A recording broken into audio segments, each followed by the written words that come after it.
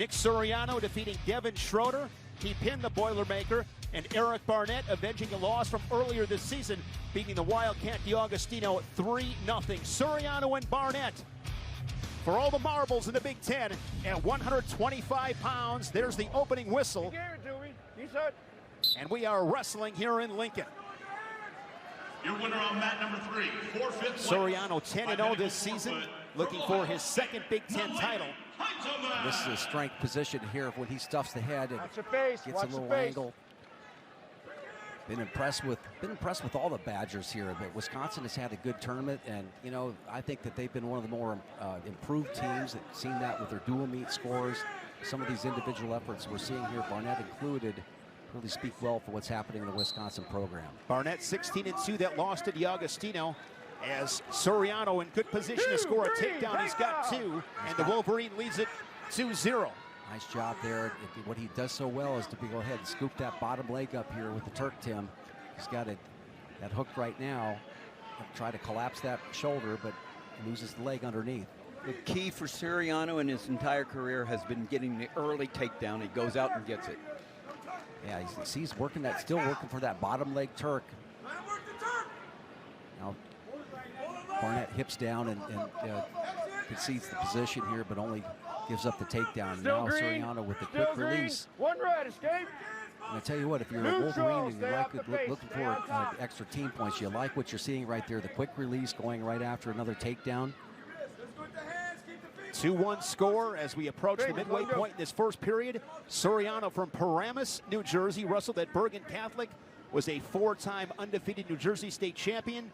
Well-documented history, began at Penn State, then went to Rutgers, won a Big Ten title and a national title, and now in Ann Arbor for the Wolverines. Clean and pure double leg, make it 4-1. Yeah, what I like about what Suriano did, he's in and out, working on the head, and then he released, got a little margin, shot in through the legs of Barnett and got the 2 points. Well, just a mindset that he established there when he gave up the quick release. He couldn't get the pinning combination, and then so when Barnett hipped down, he let him up, and he's going to start working for the team. Barnett, an All-American, entered the tournament last March as a 19 seed, finished 8th to stand on the podium. He is from Greenville, Wisconsin, wrestled for head coach Chris Genrich at Hortonville, where he won 3 Wisconsin State titles. Suriano in that top position, as you mentioned, Tim. He gets those takedowns, does some riding over 1:20 already, and a great period for the Wolverine.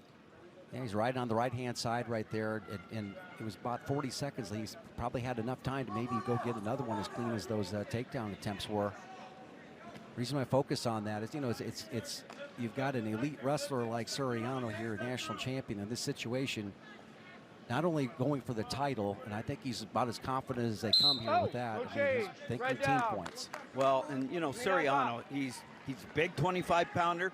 Cut a lot of weight to get down there, and as the tournament goes on, he's just tougher and tougher. So this is where he shines. Late in the day, after an early weigh-in, he just gets tougher and tougher. Final seconds of the first period. Suriano, 2 takedowns, leads it 4-1. Tight team race. Red, your choice. Keys to the championship brought to you by SpartanCombat.com.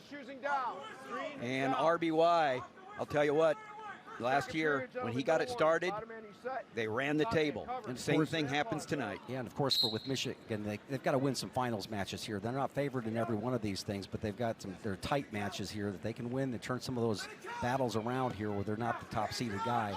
They'll win a championship. This is where Barnett needs to make hay, because he's tough on top. And look at Suriano, got the hips out. He's got a hold of his grip, though, right there. And he's got that. He's able to break free there. That'll give him an escape. 20-second escape for Suriano. Another tally for the Wolverine, now 5-1. Center. You keyed on it before, Jim. For Michigan, it is really important for Suriano to get bonus points. It really is. You know, and I see him searching for that. You know, I really do. And it's going after it. It's tough to do in these situations because, you know, you got a guy out there who's wrestling on, you know, I would say house money, but he's confident right now. He's going to finish at least second in the Big Tens if he gets going here. So it's. And he's still wrestling for a championship, too. And sometimes you can be so aggressive that all of a sudden the least takedown attempt kind of foils you a little bit. You get a little bit aggressive, but you know what? You're willing to take that risk if you're a champion like Suriano. 60-second second period. Suriano up by 4, front headlock position there for the Badger Barnett. Remember Suriano back in 2018, an NCAA finalist, fell to Spencer Lee of Iowa. The thing is, Suriano's movement is so shifty. It's like a boxer there. It's hard to time, and he's just always been that way. Hard to get your hands on him in time for your own shot. That's a great point, but I think that Barnett's footwork has been good too. I mean, he's darting, he's moving around. Now it drops back in, and boy, that was easy. He timed that step, and now, again, fighting against it. He pinched those legs together. He does not want Suriano to scoop that bottom leg. Now he's working into a switch with short time left.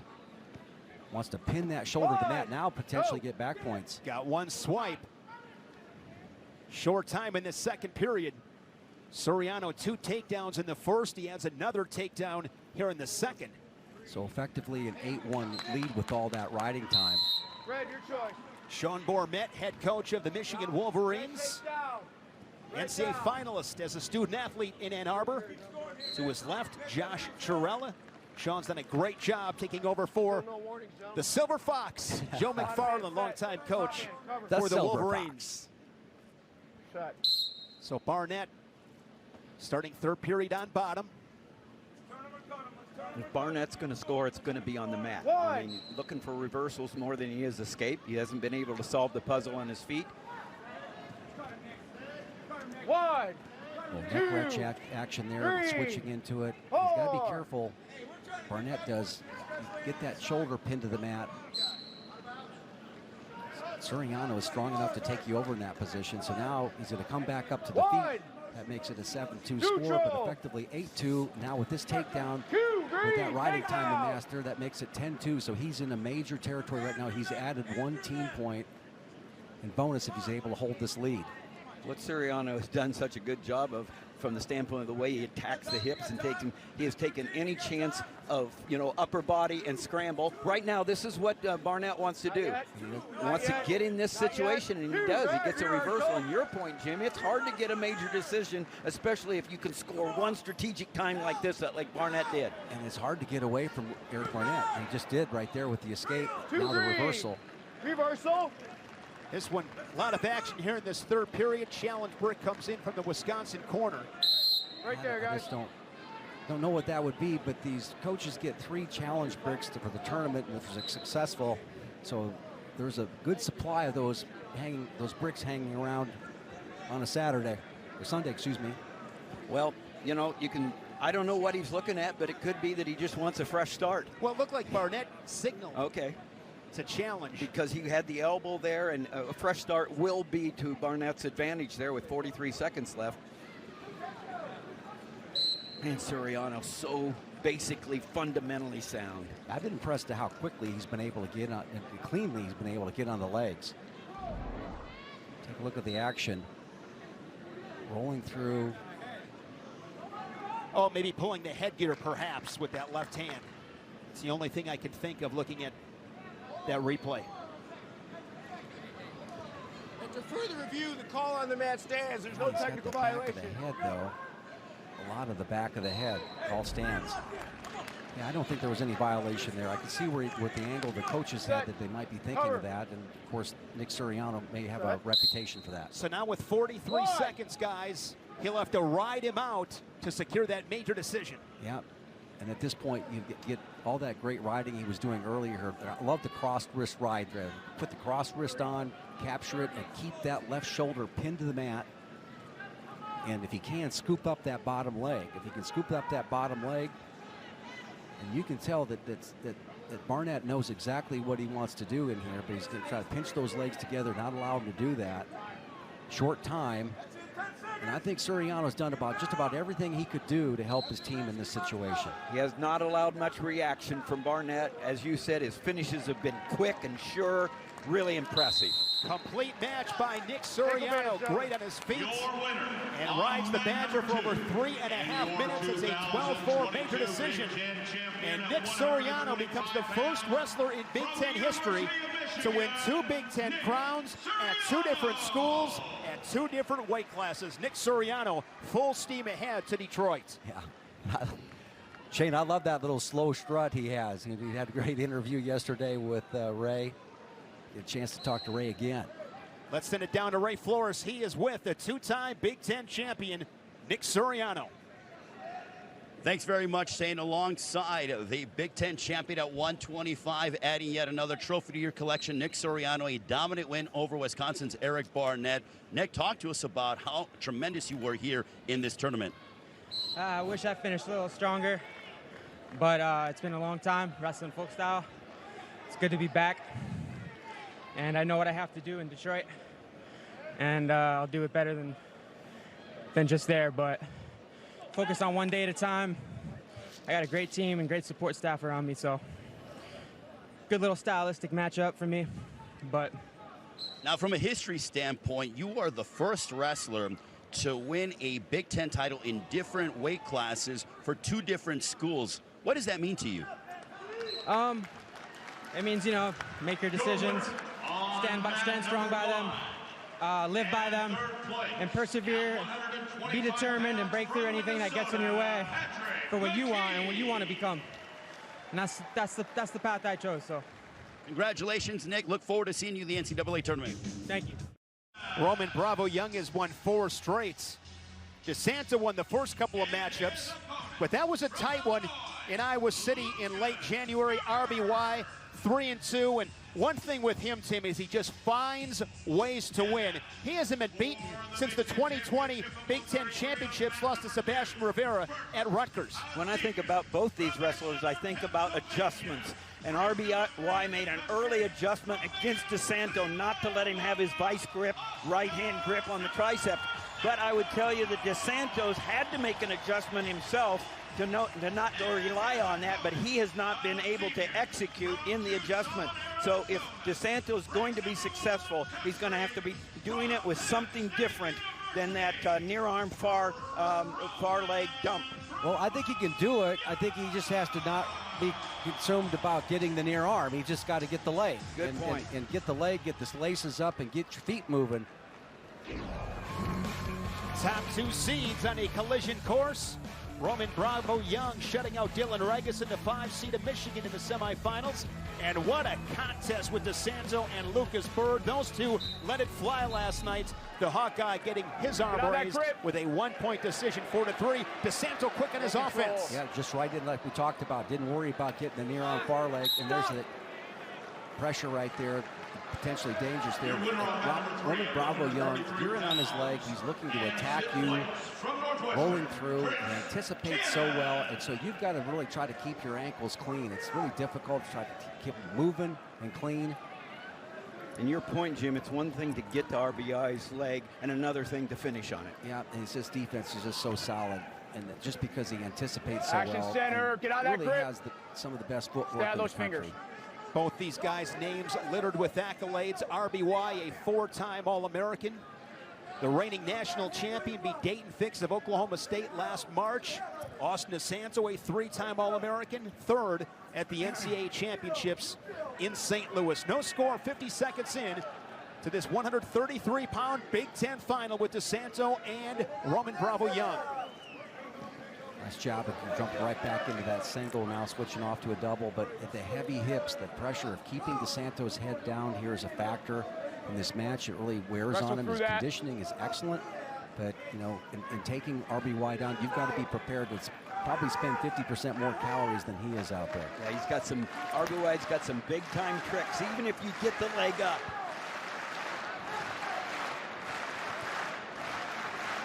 Roman Bravo Young from Tucson, Arizona, 4-time Arizona State champion at Sunnyside High School. Desanto from Exeter, Pennsylvania.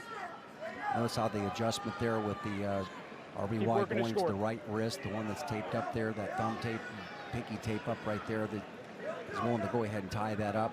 Another little thing here that you see is RBY likes to be on the inside with that collar tie. He's a little bit outside right there, but he likes to come inside and keep his head clean right there. So drops his level right there, drops in. Can he come out the back door? Again, jumps right into that hurdler stretch. And what that's so good is it keeps at least one ankle clean. Now he's on his rear end right here, keeps his separation there. So I like that technique because it keeps the man from attacking your ankles. Desanto able to trap the arm of RBY. We get a stalemate, but Desanto's been super aggressive here in this first period. Yeah, he's just taking the shot, not worrying about the tie-up so much. Desanto scores a lot of points. 10 tech falls this season, 20 points or more. In 28 matches in his career, he can light up a scoreboard, but different animal against RBY. Guys, I just think they've wrestled within 1 yard of that white center circle there. These guys are really in the middle of the mat. No backing up. Both of them are looking for their offense. Short time. Short time inside of 15 seconds in this first period. Are you surprised that we didn't see any shots from RBY? Well, we did see a shot here. He was able to go ahead and get to the leg there real quickly, but he wasn't able to go ahead and finish on it. That's what I was probably surprised about as much as anything. But his finishes are quick, so I think that's a plus for Desanto in this match here to be able to ward off one of RBY's shots, because they come, you know, you think you're in a position to be able to move forward on him, and he attacks you, and Bottom man set, cover, nice you're in pause. trouble. Desanto goes on bottom here to begin second period. We've seen with RBY, as slick as he is on his feet, he can grind on top as well. And this is a grind position right now here with the got the double leg 1001, set up there. 1002, Now getting the count against him. 1003, He's we're moving up, up 1001. solidly. No change. And with this particular official here, you're going to get a lot of immediate accounts. It's one of Nick Rosso's things. You're going to hit that count real quickly. He's going to be really clear about it. Let these guys know that they have to move up. Those quick escapes so critical. Man set, cover. Elbows in. Look at that position there by Desanto. Elbows in. Now he's going right for the hand fight, trying to cover the fingers. Now the scoop right there. Job well done there by RBY, and attack the leg that was standing right there. Nope. Good motion by Desanto. Good sit out and turn back in. You can tell that Roman Bravo Young did not want to give that position up. He tried to come back in on the leg, and Desanto back in another shot. 1-0 Desanto with the escape here in the second period. Stop. Stalemate. And a stalemate once again. Right here.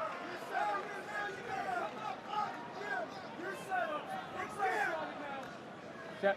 Last year in the Big Ten final, Roman Bravo Young defeating Desanto 5-2. Then that 1-point match ended January 3-2 for the Nittany Lion. Get out of that grip. Jeez, kudos to both guys here. Just right there in the center of the mat, not backing out, looking for techniques. Let's go, work, work. Inside of a minute here in the second period. Keep it legal. See Desanto looking heavy with the collar right there. Warning green. Goes hard there with another shot. He's able to get the stall warning. Now, whether or not he's successful here, he's had a strategy to get the attention, make an impression, and get the stall call. Success number one. Shin whizzer from RBY momentarily. Almost gave that Keep up it here legal. because Keep it legal. Desanto didn't really go for that spin. He had the leg tighten up. Now he's got that knee Keep it turned legal. out wide. I see a lot of vision on the official here as to whether that's being taken out. Final 12 seconds in this period. Likely to let him wrestle. Short time. Desanto reaches for the head. RBY quick glance at the score. Great. Here's the escape. Yeah, you take a look at I think there's great work by Desanto, because we've seen in championship matches, like particularly last year, the NCAA finals, he's able to create a little hip separation, keep his legs clean. Good quick escape, only giving up 32 seconds of riding time. Yeah, where Desanto used to struggle underneath, he has gotten a lot better, and so getting out Stay off the singlet. pretty Stay quickly off that. underneath was big, and then the stall call. RBY works up. The Let's Go Hawks chants. Desanto looking for a mat return as RBY fighting hands. Yeah, 2-on-1 right green there. The hand neutral. that's taped up right there is a good choice. Selecting the hand that might be a little bit dinged up, and now RBY 1-1 match. Looking for him to go to keep working get to his score. shots. He's the one that's given up the stall warning to this point. Both guys have traded escapes after a scoreless first period. And I talked about how important it is for RBY to get the Nittany Lions going. He did last year in the Nationals. It's big when your teammates out there, and if he can get them going, otherwise puts a little stall. And I see a little technique here. RBY's getting that inside collar tie Right, kind of coming inside that hard collar tie right there. And, oh, Desanto jumps back in the leg. Below the knee. Yeah, but he's got that, his rear end over the top of the back of the head of, over the top of the head right there. Now he's going to work right now, and he makes it really difficult for Desanto to come out the back door. Now getting him in a little bit of a roll. Danger He one. three up that right leg. Danger two. Keeping good Danger elevation. three. He's getting the neutral danger count and gets 2. There's a takedown for RBY. And the way that is called, it is identified by the wrestler's color. The count begins. That's a takedown for Roman Bravo Young. The challenge brick comes in from the Iowa corner. Now this will be interesting to look at. So he, as I mentioned before, Nick Grasso is going to notify the wrestler, going to give the count. He's really good at that in almost every position that requires a count. I think what the Iowa corner is saying that he might have met criteria, but then he went out of criteria, and if that's the case, then you have to restart the count. Right here is he identified it. 1, 2. I think it'll be difficult to overturn that. I would agree. 3 counts past 90 degrees. Right here, very quickly, the referee's in great position to be able to make that call. Notifies. And you can see the angle of the shoulders is definitely past 90. A big call with less than 30 seconds left. Yeah, a lot of bricks. After further review, the call on the mat is confirmed. 2 green takedown. The takedown is awarded as the call is confirmed. So RBY 20 seconds away from his second Good. Big Ten title. Man set, cover. Yep. 1001. Ankle pick off the whistle, front trip. Improve. Working him towards the edge. Not only the lift there, but also covering very well. That's another thing he does very well. Covers with the lift. Couple mat returns from RBY. Wait for me. Wait for me. Bottom man set, cover. 1001. 1002. Michigan with a Big Ten champion at 125 pounds. Penn State with one at 133. Roman Bravo Young of Penn State 3-1 over Austin Desanto. And your 2022 Big Ten champion of All these 2 warriors have been through here. A lot of respect shown at the end of that match. A lot of respect. That's the way it should be. Great, great scene. 5 straight wins over Austin Desanto for Roman Bravo Young. And the 2-time Big Ten champion from Penn State is with Ray Flores. Thanks very much, saying yes, we are with the back-to-back Big Ten champion, Roman Bravo Young. Roman, the rivalry that you've had with Austin Desanto, well documented, winning your 2nd straight Big Ten championship. Is it extra sweeter to be able to get it against a rival? Yeah, it feels good to win always, but that's not the main goal. But yeah, I think Desanto, he pushes me every day to work hard, so gotta appreciate and love your opponents too. Talk to us about the momentum you have heading into the NCAA championships. Yeah, just take one match at a time. It's tough, and just gotta find a way to win. But yeah, I'm enjoying this win. I'm blessed, but got bigger things to finish. Congratulations on your 2nd straight Big Ten championship. Thank you. RBY, Shane, back to you.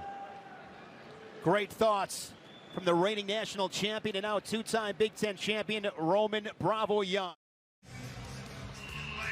Thank you, Ray. They are loading the mats at 141 pounds, our final.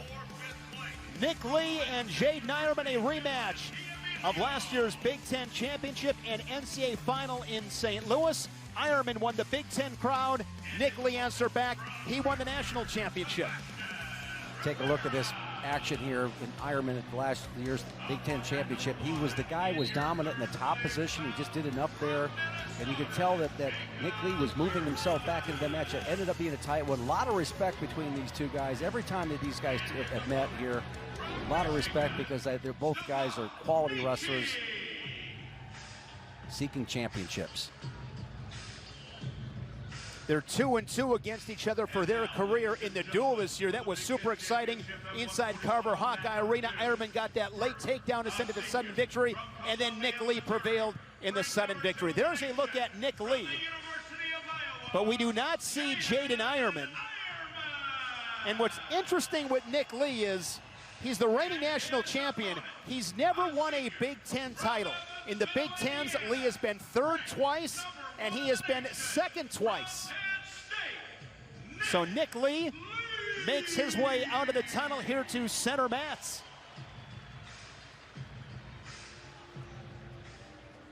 And he takes off his headgear, and we will not see the Nick Lee Jaydin Eierman match. Medical default from Jaydin Eierman. So with that said, Nick Lee gets that Big Ten title. Probably not the way he wanted to. He'd like to have a match, but Jaydin Eierman been favoring the leg here earlier, so let's go down to Ray and see what he has to say. 2022 Big Ten champion at 141. All right, thank you very much. Alongside Nick Lee, who was unable to wrestle in the final due to Jaydin Eierman not coming out. Nick, did that surprise you? What's going through your mind right now? You're a Big Ten champion, but was it a bit perplexing to you that Jaydin Eierman did not come out to wrestle you today? Yeah, there's been a couple injury forfeits throughout the tournament. I think it's just that time of year where people are trying to get back to healthy for nationals, so you know, we respect it. When it comes to your team perspective, you know, how are the Nittany Lions feel as you guys are trying to capture a Big Ten championship? I think we feel pretty good. We just got to have every guy do their job, right? Now look ahead towards the finals and the NCAA championships in a few weeks' time in Detroit. Yeah, we're excited for it. We're ready to go. All right, Nick Lee, ladies and gentlemen, the Big Ten champion here, as Jaydin Eierman did not come out to wrestle him this afternoon here in Lincoln. Shane, back to you. All right, Ray, thank you much. I think that left eye of Nick Lee tells the story about the physicality of the Big Ten championship tournament. Our next championship final, 149 pounds. The returning champion at the weight class, the #1 seed, ranked #2 in the country, Sammy Sasso from Ohio State. 22-1 record for the Buckeye. And Austin Gomez, ranked 5th in the country. He's the #2 seed at these championships, 17-2. He's been phenomenal for the Wisconsin Badgers. He's got some big-time moves. Yeah, really fun to watch here with those double underhooks and the hip hook holder. We've seen that from him before. It's big moves. What I liked about it, Tim, he went right after it right in the beginning. Just attacked it.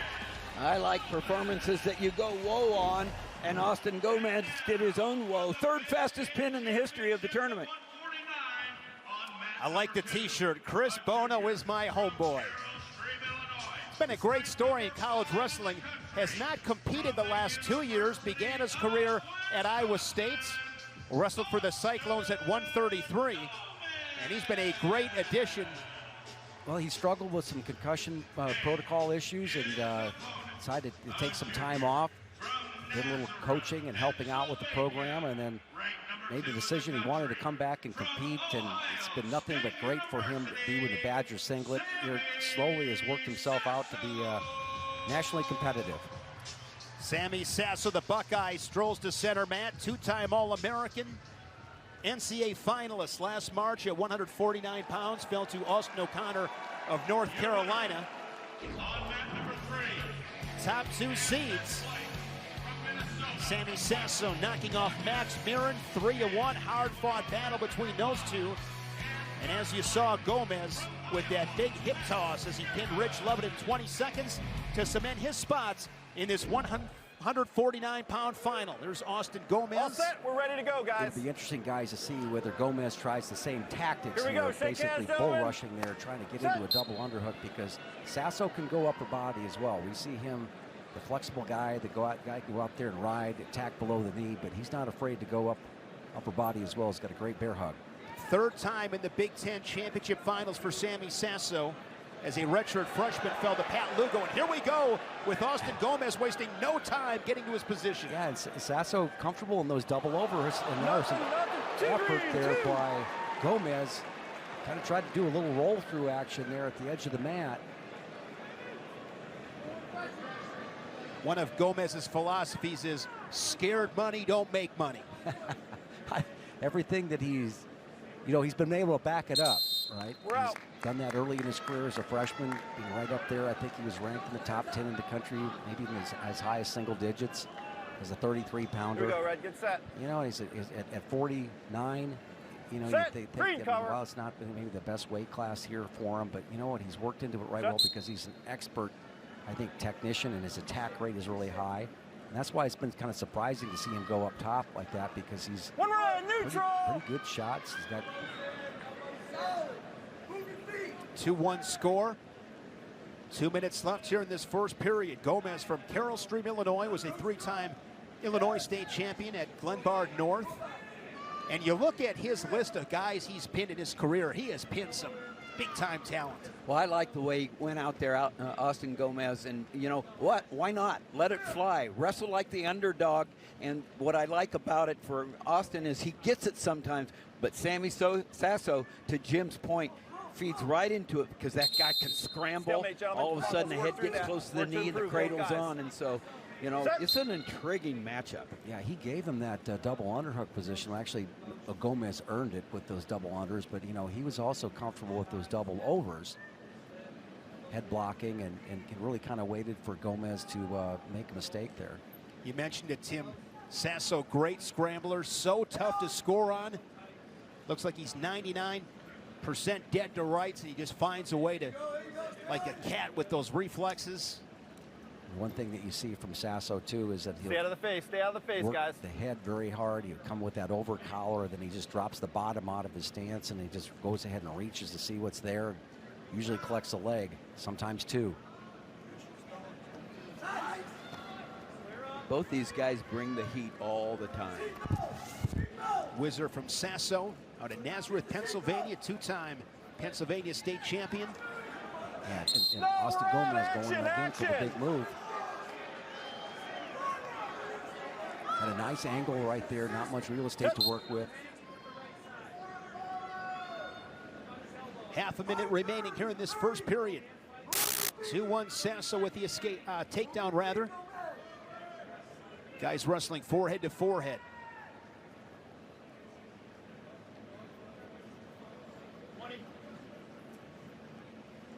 You know, both guys keep their feet moving. That's a constant theme that you're going to see in these finals matches. You're going to see good footwork. Saw in that footwork match here at 133 here, where both guys were in the center. You don't need much room to wrestle if you can go ahead and constantly move your feet. Take a look at that. Full rush there, attempt there, and Gomez jacks him up. Second period, Keeping position is Sasso. He doesn't go off the mat, doesn't run off there, circles back in, and Gomez goes for the big move right there. Sasso never panics. He stays cool. He's really not fazed by adversity, and so that's kind of the big thing there about Sasso, not panicking. Quick escape. 2-2. That's key for Gomez because he's struggled in the bottom position throughout his career, but now he gets in the shot here, head to the outside. He's going to go ahead and try to shelf it. Look at Sasso clinging into the torso. Does a nice job of shelving. He's got that ankle up here. He's got an opportunity to go ahead and finish. Can he get the right hand across or maybe even attack the far ankle? Look at how do you get a hand through there with that effort? But Gomez does it. He drops him to his hip, collects the two. And he stayed real patient there. Yeah, he did. And he stayed really tight with that head. He used that as a third arm, yeah, man. I didn't think he had much choice because Sasso was really clinging on him so hard. Good work. So both guys with a takedown. Gomez leading it 4-3. Gomez also showing you that he can go upper body and has a nice attack lower body.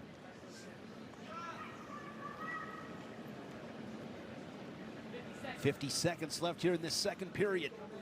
What probably is as big of a deal here was the confidence factor. He got to his feet.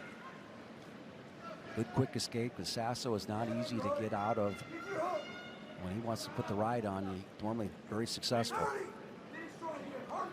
Sasso's one loss to Yanni Diakomahalis. That was at the Cliff Keen in Las Vegas. Gomez has also lost to Yanni. His other loss to Josh Heil of Campbell at the Matman Open. Short time, 20 ticks here in the second period. These two guys center the mat as well, right on that Nebraska end.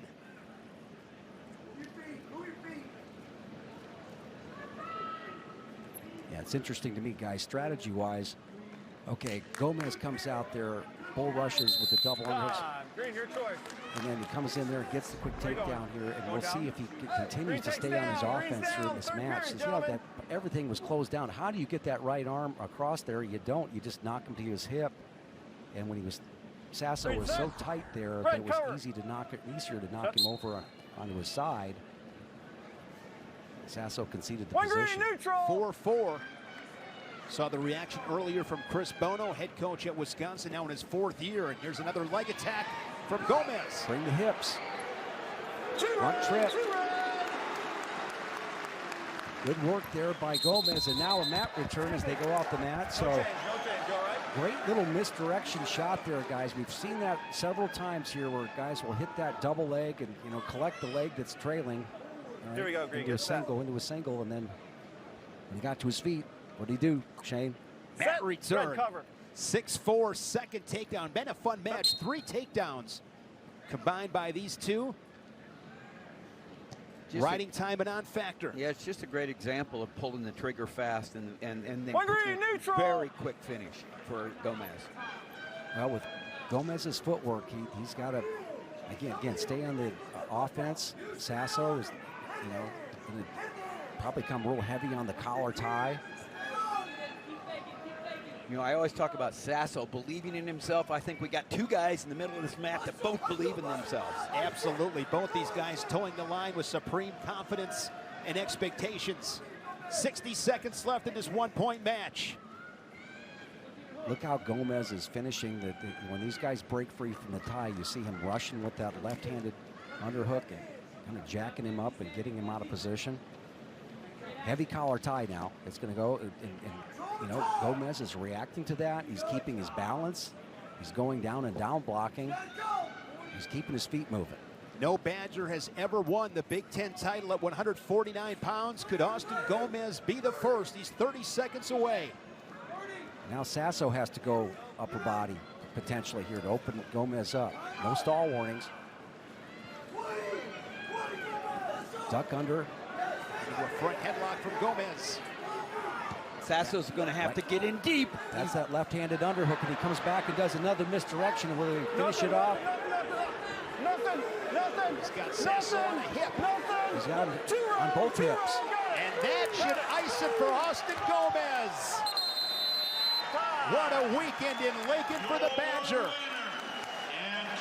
Guys, I don't think that's getting hot. I think that's just a guy who's all of a sudden arrived. He's understanding how to win close matches, and now he's a Big Ten champion. 8-5, Gomez over Sasso, the first in Wisconsin history. Big Ten champion at 149 pounds. Here's the takedown that iced the title. You take a look at, you know, left-handed underhook. That was what he was going to go to stop Sasso here, but he used it to get an advantage and an angle. Collects the 2. Get your head up, hips down. When he does that, both cheeks are on the mat, collects the 2. Solid performance. I mean, that's not just not a fluke here. You're going to rise up the seeds with that performance. Chris Bono and John Reed are excited. Let's send it down to Ray Flores. Thanks you very much, Shane. Alongside the Big Ten champion, the first ever Badger to do it at 149, Austin Gomez, as he knocks off Sammy Sasso. Big Ten champion. How does that sound to you? It's kind of surreal. Last year around this time, I was away from the sport. I wasn't doing the right thing socially. Mentally, I wasn't there. And you know, this moment, I can't. It's unforgettable. You know, I think my parents and the coaches of Wisconsin for taking a chance on me and getting me to where I am right now. And speaking of the coaches at Wisconsin, I know you are very fond of your head coach, Chris Bono. Tell us about what's on your shirt. Yeah, Chris Bono is my homeboy. Man, right when I entered that transfer portal, him and John Reeder 20 minutes later called me up. I mean, right then and there, I knew Wisconsin was going to be my home. But man, Chris Bono gets me ready, and so does John Reeder, and so does Seth Gross. So those guys get me to where I need to be, and you know, the job's not finished. We got 2 weeks to go win the national title. Austin Gomez, your Big Ten champion at 149. Congratulations, Austin. Back to you, Shane. Congratulations to Tervel Delagnev. Great ceremony. here inside Pinnacle Bank Arena before the start of these Big Ten Championship Finals. 157 pounds, it's a matchup of the #1 seed and the #3 seed. Ryan Deakin, a senior from Northwestern, and Will Lewan, a junior. Set the mats for these placement matches. Only three-time champ at 157 pounds in Big Ten history, Mike Rodriguez. It's been a while. Some old school pictures. I love it. Probably coached by Cliff Keen, you know. They're great sponsors. So Ryan Deakin looks to join Mike Rodriguez. Deakin this season 12-0. There's Will Lewan, 17-4 for head coach Sean Barnett. Lewan from Chicago, Illinois, Montini Catholic, where he was a four-time place winner in Illinois, won the state title as a junior. Lewan, a 2017 Cadet World Champion. You see the 100 on the Michigan singlet. That's celebrating 100 years of Michigan wrestling. Great timing for the Wolverines as the national tournament in Detroit in 2 weeks. Been pointing towards Detroit, a 100-year celebration. Everything's coming together for the Wolverines. And everything's coming together for Will Lewan. You take a look at what he's been able to do in this tournament, a nice overtime win.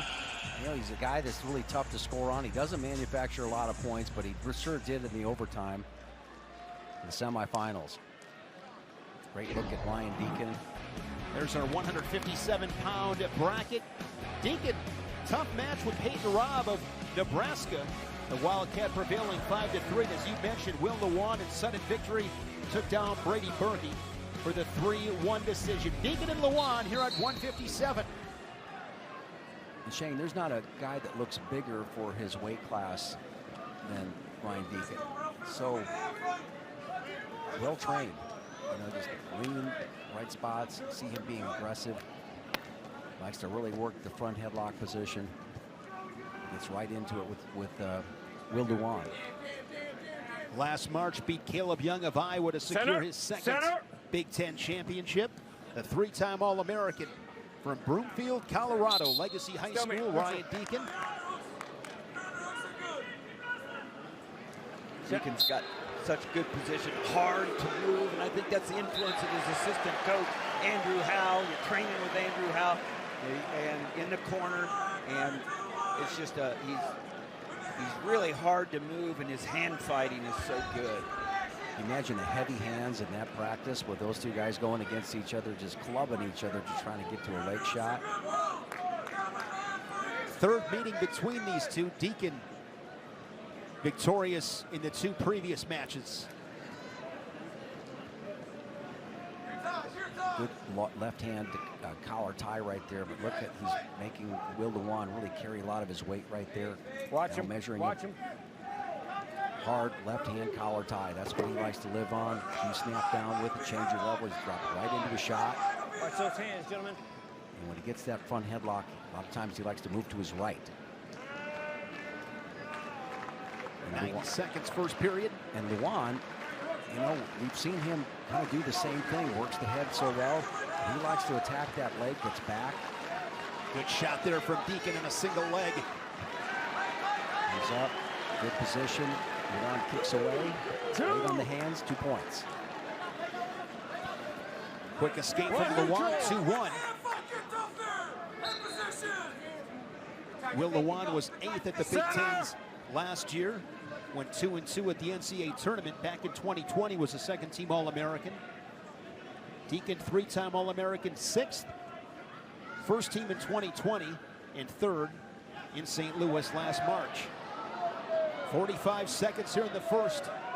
Deakin a takedown, Lewan a quick escape. You know, internally, Deakin's on a mission. I mean, he's as good. He's been on the front level for so many years, but hasn't gotten that national title. And he's a guy that, you know, internally, he's got a lot to prove yet in his mind. Doing a nice job being aggressive here, getting back to the neutral position.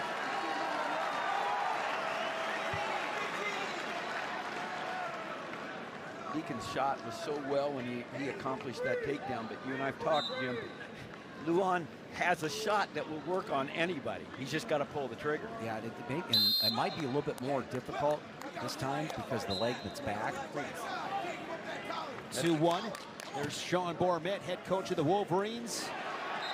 Great team race here in Lincoln. Michigan still up on Penn State. You see Iowa in third. Michigan looking for its first Big Ten team title since 1973. Deakin, quick escape, took him 2 seconds to add another point, 3-1. Just powers up. Now straight on shot, double leg. Manufacturer stall warning, an earned stall warning on Lewan, and now he drops in the leg. Again, that collar tie and snap in the head and drop in. It's so beautiful. I felt that one in my neck. Yeah, you come so hard with that, and all of a sudden that becomes the lead leg of the shot. Right? So you come hard with that collar tie and give them that look, and then come right down with the leg. If they were in the middle of the mat, one thing about Deakin that impresses me is he stays so tight to the leg when it's up, when he has it up. He just didn't have the opportunity there. Shot from Lewan. But right into those hips and that strength of Deakin. It's so tough when you're wrestling a really great wrestler that keeps great position, but he naturally keeps the leg that you want to get to back. Oh, and now Deakin almost caught him. I like the effort by Lewan. He's going for it, but man, it's one thing to get your moves on normal people, but Deakin ain't normal. He is not, as he'll go to work on top. Has Lewan flat on his belly, controlling the wrists underneath. Lewan's in a tough place right now. It really is. Parallel ride there, double wrist ride, can't get his wrist free. Action! Again, just like last year, it's pretty much unbeatable.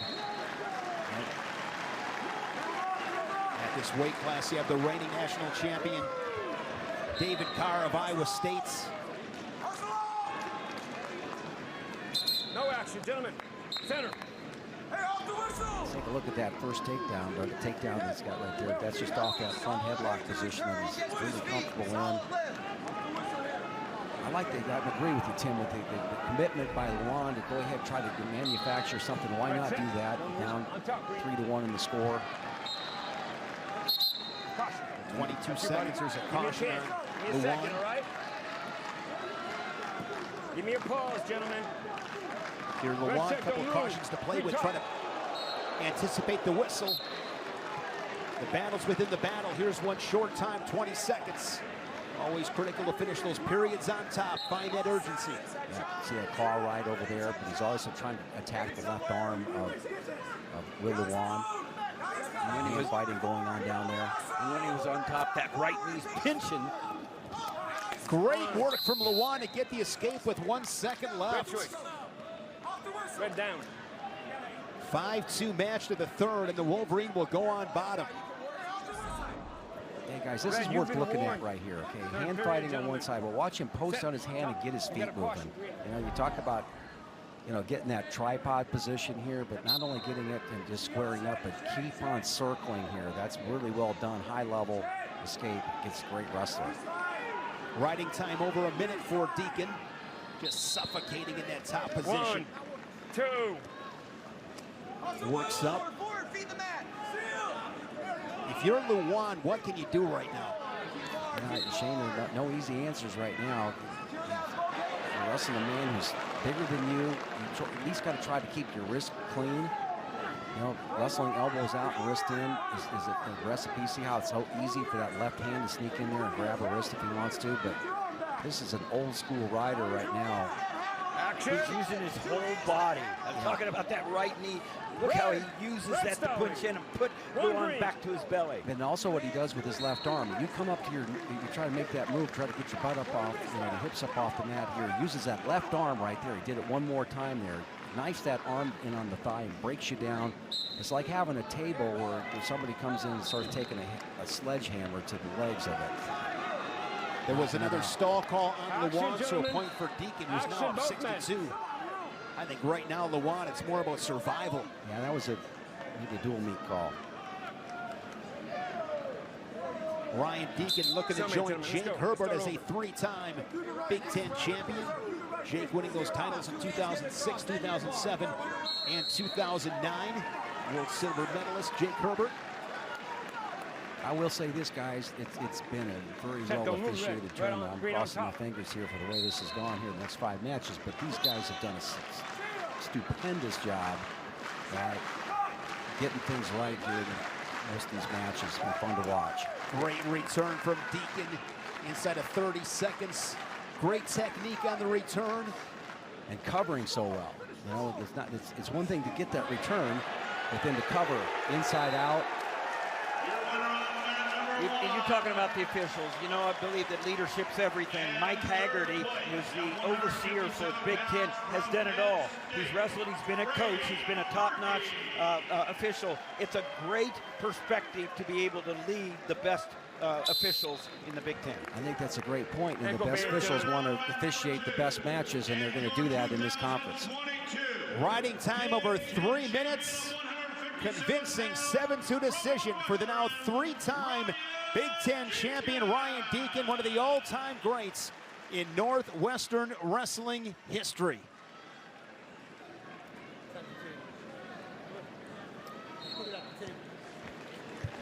Ray putting the running shoes on, hopefully able to catch up with Ryan Deakin. Oh. You're not going to catch up with the way he was. If you looked at Ray's footwear, you know, there's no chance that Ray's going to be able to catch Ryan Deakin. Ryan Deakin remains undefeated, now 13-0. Lewan drops to 17-5. But, Jim, you talked about it in the open of our broadcast yesterday. If you're Will Lewan right now, you want to feel good heading into Detroit. Mentally, he's got something to build off of a solid performance here in Lincoln.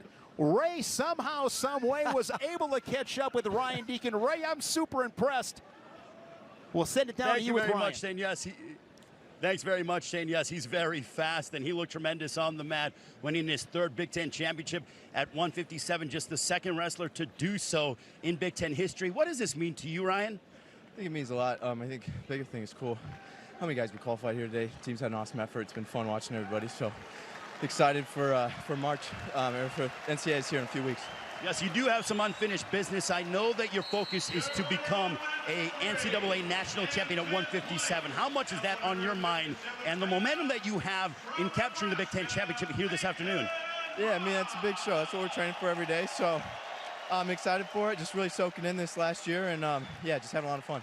Ryan, congratulations. Good luck in a few weeks. Thank you. Alex Marinelli, the number 2 seed, he'll look to do the same, but he's looking for a 4th Big Ten championship. There had been 7 Iowa Hawkeyes to win 4 Big Ten championships. The last to do so, Mark Ironside, getting his 4th in 1998.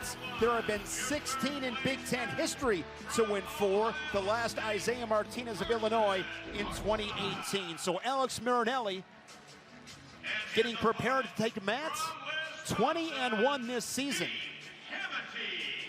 The wrestler of the championships in 2019. He shared that honor with Penn State's Jason Nolf. He's been here before. A lot of experience in these big matches. Certainly has. And, you know, the Bull is his nickname. Gets out there, square stance. He's really going forward all the time. And it's going to be an interesting matchup because Amine, who had one of the biggest upsets of the tournament, beating Carson Hartschlag, number 1 seed, wrestles from distance. He likes to keep him out there in front of him, and Bull will have none of that. He's going to crowd you. He's going to get on you. He's going to take territory. He's been doing it. That's why he's got an opportunity to be a 4-time Big Ten champion. Here's Cameron Amine making his way out of the tunnel on the center mats. Cam Amine, the number 4 seed, ranked 9th in the country, as you said.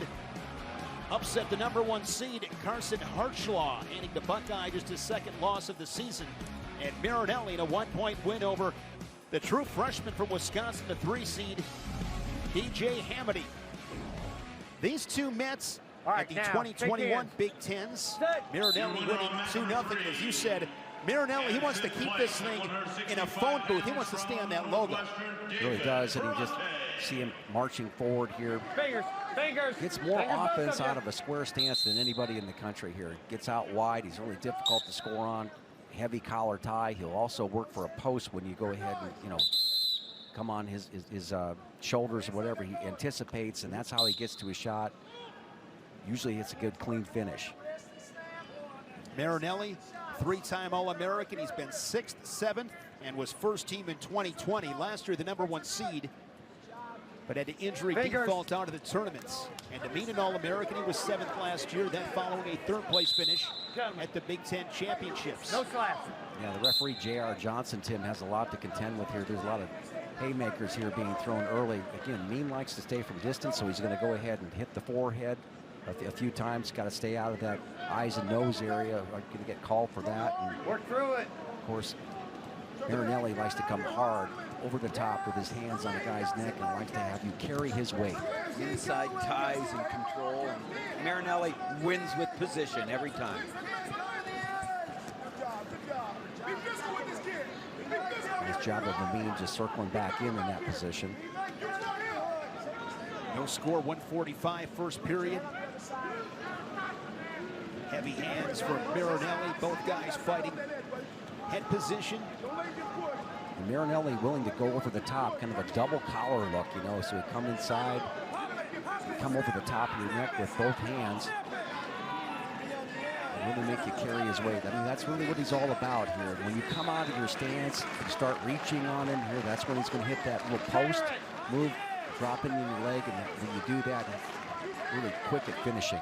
Underhook jacked up on the right side by the Wolverine. Yeah, Marinelli loves to pull on the head and neck, and he never stops. 60 seconds remaining here in this first period. No score. Marinelli from Miamisburg, Ohio, a 4-time Ohio State champion for St. Paris Graham. And Amine is a 3-time Michigan State champion from Bright, Michigan, wrestling at Detroit Catholic Central. A couple of hammers here at 165. Think about Marinelli, you think about the big moves with him and Vincenzo Joseph in a couple Big Ten finals. Yeah, but what Marinelli was able to do in a lot of those matches was stay low and make it, really grind. And there's not anybody stronger in the weight class ever probably than Vincenzo Joseph, So he tells you how solid that offense, that collar tie, that short offense that he has right now, those tiring out techniques he has, because they work on some of the best people that's ever been in the weight class.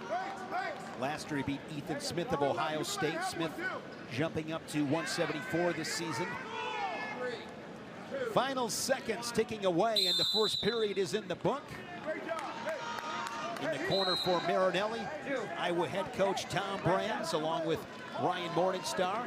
Tom Brands in his 16th season at Iowa, 3-time national champion as an athlete for the Hawkeyes, 1996 Olympic gold medalist. As Marinelli starts second period on bottom. Sound like a broken record, but we'll be looking for quick escapes. Yeah, and Marinelli jumps to his feet. And I gotta think that the Michigan coaching staff has to be pretty happy with the way that first period went, with the way Amine going neutral on the feet, but not so happy about the quick escape. Marinelli was right back in with the double underhooks. If he'd been in the center when he got out, pushing to the end, he might have got a call, but they said action. J.R. Johnson, they went back to the center. Yeah, now Amine working his underhook. That just gets the bull in a better position to go with his underhook, and he just drives forward. If you're Amine, you want to make sure you are circling back in. And he likes to circle to the right, but it's really difficult to do off that left-handed underhook, and he gets the call. First stall call of the match. It goes against Amine of Michigan.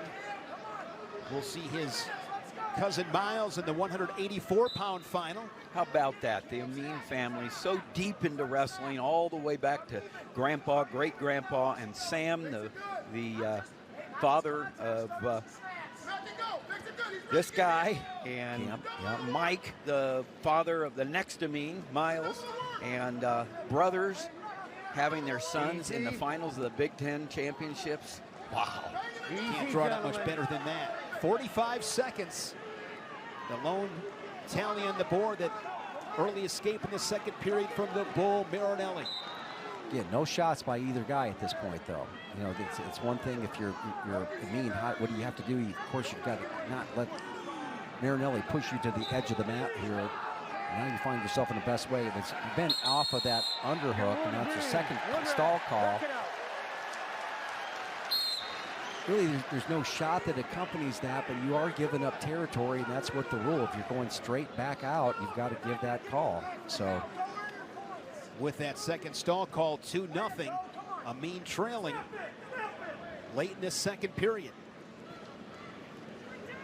Work through it. 3, 2, 1. 2-0.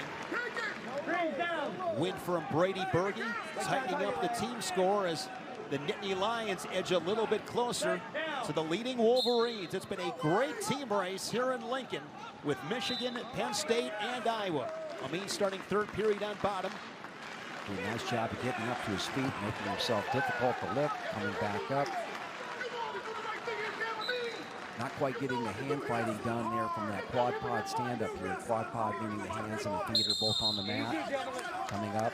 And then you try to, it's difficult because you kind of bring one of the hands up off the mat to be able to hand fight instead of maybe popping up with a little back pressure, dropping your hips out. Creating a little bit more pressure on those arms and grip. Off the whistle, Marinelli changing sides, pinching the right side of the Wolverine, Amine. And you know, we were talking about where Amine wrestled, Detroit Catholic, and then we saw Mike Rodriguez's picture. The long Mike Rodriguez built that program at Detroit Catholic, and so they got a lot of University of Michigan blood there, and kudos to the Mike Rodriguez legacy there. Marinelli super committed to this ride in the third period. He's got riding time at 33 seconds, not giving an inch on top. Now he's staying up top there. Now a little elevator attempt there by Amine. Going to follow it up with something, but Marinelli riding that side. Now elbows in, gets to the point, so he's kept himself in this match. One neutral.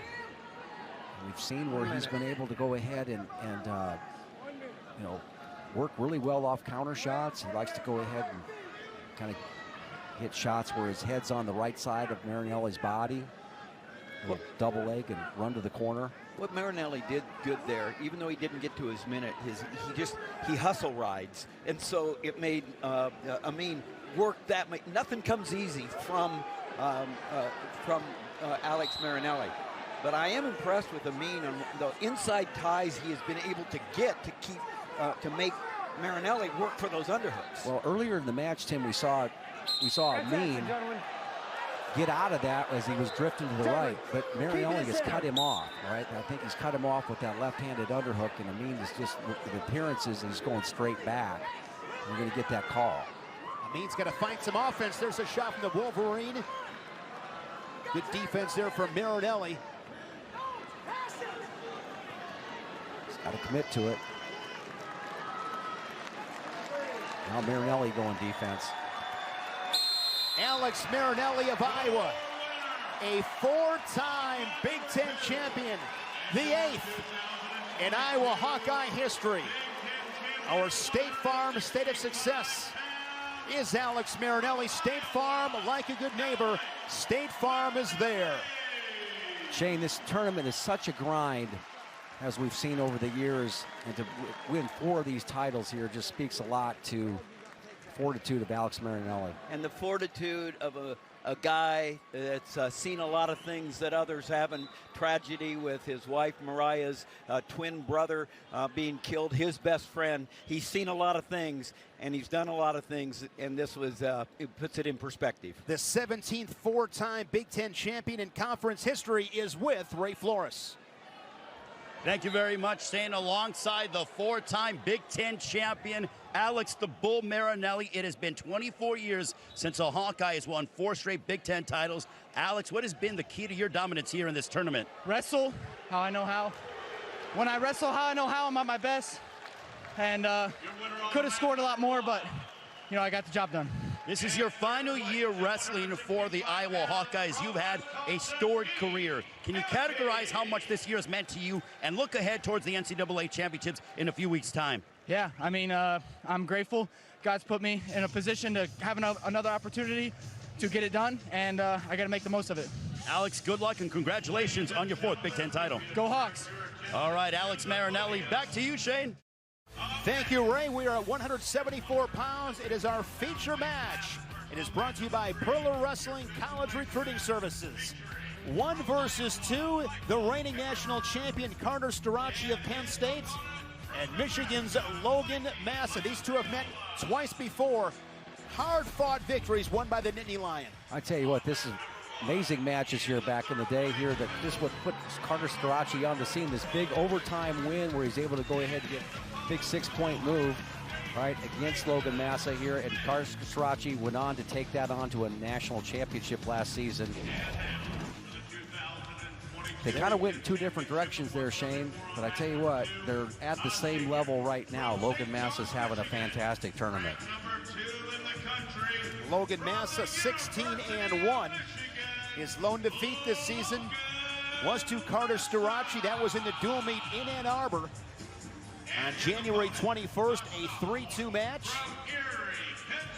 And there is Carter Starocci, Big Ten finalist last year, fell to Michael Kemmerer of Iowa in the Big Ten final, 7-2. And then was able to take down the Hawkeye and win a national title in St. Louis. And one thing that impresses me, guys, with Carter Starocci is just how hard he fights every single position. Starocci beating Dominic Solis in his first round match. Michael Kemmerer, medical forfeit in the semifinals. Massa, him and Mikey Labriola in a dogfight last night in the semis. So this is Starocci's second match of the tournament. Tell you what, you brought up a great point about how hard Carter Starocci fights, because a lot of time with young talented freshmen, they don't get that memo early in the career, and he understood it right from the beginning. Switch me! Rides hard. Wrestle out of it. Willing to go ahead and battle in those tight matches. And Logan Massa, a guy that just loves to, hands. We saw him yesterday just pepper with, you use that term, peppering it with the attacks there, shooting down below with the knees. And that was an impressive match here with Labriola, just how offensive he was. He didn't stand around in the match. He just went after those legs and kept on shooting and got him several times, very clean. And this is a huge match in the team race. Can't get any bigger than this. Yeah, you were talking about Massa's offense. That's the key to him, to stay on the offense, and he can. He brings his own level of intensity, and it's a high level of intensity. He's a great trainer, so he has to stay on the offense here. And that's there we go. They're both getting after it. Yeah. You mentioned staying on his offense. It's going to be a little bit more difficult, because I think that the head-hands defense that Starocci has, I mean, they work at this hard at Penn State. They work with one arm behind their back here to stay in good position, keep your balance. He's a guy that's really tough to get out of position, and he does attack straight on. So he'll take one of those shots that you come on straight on, and he'll go to either side with what's left. So he uses almost a straight-on shot as a setup to his finish. No score. Massa, 2-time All-American from St. John's, Michigan, wrestling in his second Big Ten final back in 2017. Lost to Isaiah Martinez, then down at 165 pounds.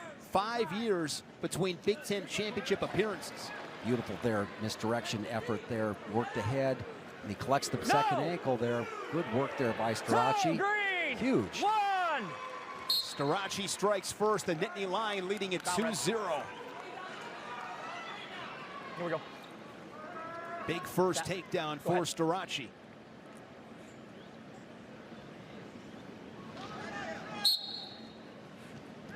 He's pretty tough in the top position as well. We've seen him ride. Just like his training partner, Aaron Brooks, there really aren't a lot of weaknesses. And that's what he saw him do before, and I like what he does, a little bit different mat return, Shane. All right, I love that front trip when the nose is over the toes. That's where you go. You go ahead and lock up that front leg and push him forward. Last March, if I recall correctly, it was, I believe, the semifinal, wrestling Romero from Utah Valley, and he was just able to grind it out. Tough in that top position, found a way to win, ultimately winning the national title by defeating Kemmerer. Back trip, another mat return. All of a sudden, riding time creeping up on 30 seconds. A little bit of a gamble right there with that back trip. Now let's see how he scoops the leg and moves that forward, spreading out Massa. All the Penn State wrestlers do that so well. Yeah. Using their legs, the pressure. Nice job by Massa. Hey, did he release on your side? On that too, Did he release on your side? Go left. We're going neutral. They're going to go ahead and get the 1-point escape. I think that was just earned. Here we go. Yes, I think it was. Yeah, that was. Cale Sanderson does not agree. Yeah, I think when I say earned, I think this the activity got the call. I don't know if it was the right call. Looked like they may have gone off the That's mat. what I thought. I thought they were out of bounds. So they'll review this. There's Casey Cunningham, phenomenal coach and at Penn State. Casey's percentage when he throws the brick, I think, is 110%. Well, it was Cale that dropped it. Yes. Cale dropped it. Another look at that sequence. All right, see, they're on the mat right there, and looks like they just went off, and the arm is around the waist. They're going to probably get a pretty good look at that.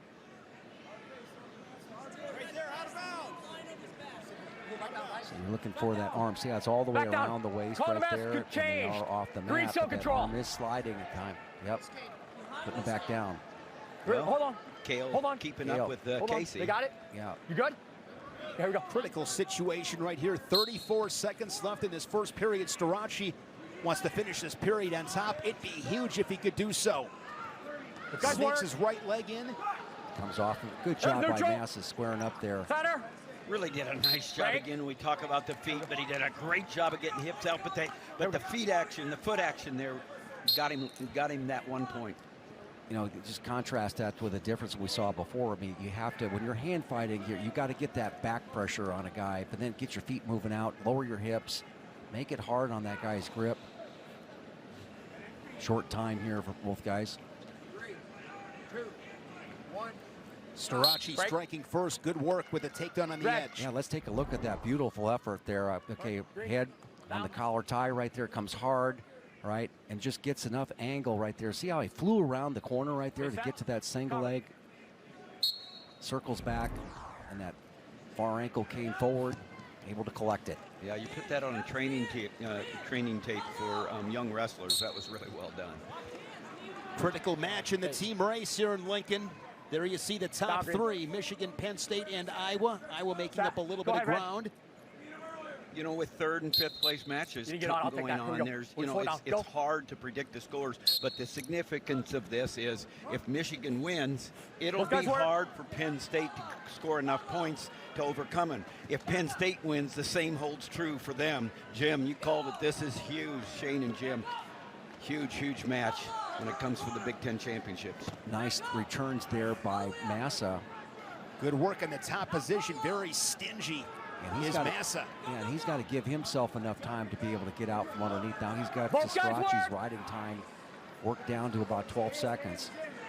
Get a new start. And going back to the team race, and why we say that is Penn State's got another national champion coming up next at 184 with Brooks, and Dean at 197. Michigan's done.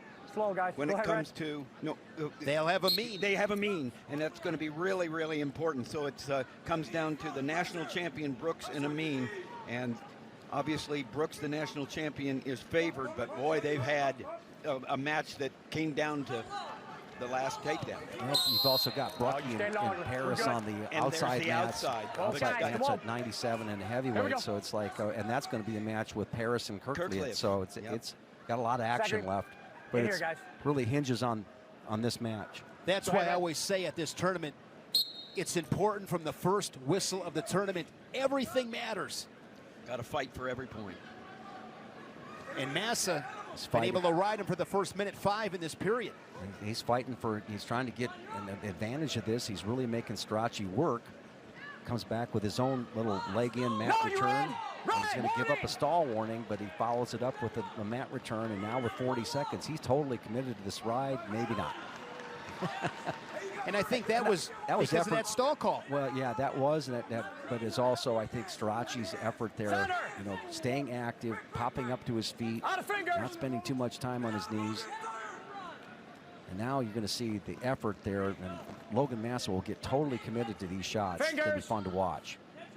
Starocci up by 2, short time in the second period.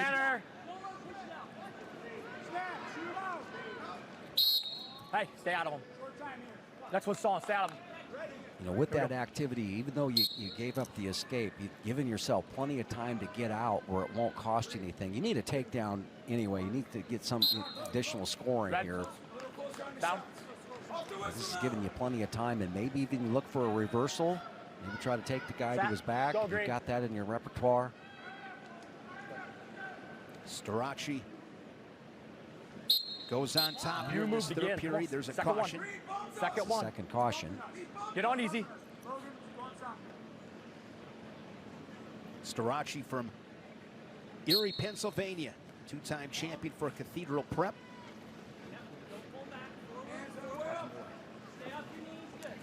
Good work. I like what Massa's doing there. Now you got to live with the fact that he's pinched on that leg. How do I clear that out with a little back pressure, make a turn? And he's sealed. Starocci has sealed his chest to the back of Massa, and it's just making it really difficult to go ahead and get away. When you get a guy that will cling on to you like that, just hold on, almost double underhooks in a reverse fashion where he seals his chest to the back. Right there, it's really tough to get away. Even though the hips get away, he's holding on right there very tight. Right there, claw ride. Both guys work. Massa to his feet. Return from Starocci. He's got to stay active. Massa has to stay active, even if he wants to get the call. Starocci keeps his right toe and now out of bounds. Every second counts. Yeah, and that's why he needed that time. Starocci's so tough in the top position. He needed that time himself to go ahead and ride it down.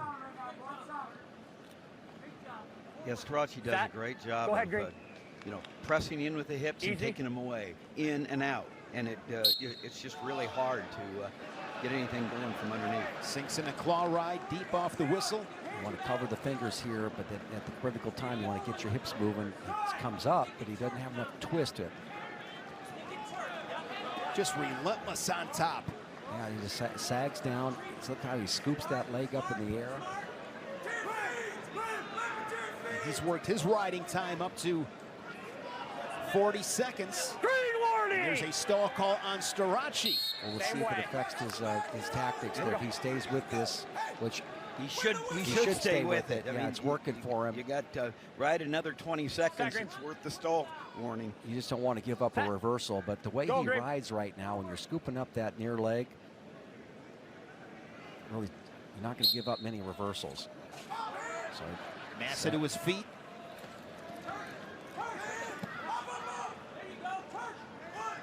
As you mentioned before, Shane, a lot of times it's just these little goes like this. Got that right foot there. Right, just beat the count on below the hip count. 30 seconds left. As you said, Jim, I might be. Go green. 3-4 goes right here. 8 to 10 second bursts. Quick explosive stand up here for Massa. He's been able to get here, but this is where Starocci again drives him out of bounds. Yeah, he's close to getting another stall call. What you don't want to have happen is give up the stall call. And then the escape. Then the escape or takedown and have the riding time go the other way. So this match is still within reach here for Massa. Riding time over a minute. I think that might be a point. You move. Yep, third caution. A point for Starocci on the third caution for Massa. Now 4-1. Gives Starocci a little breathing room right there. Third false start on Massa.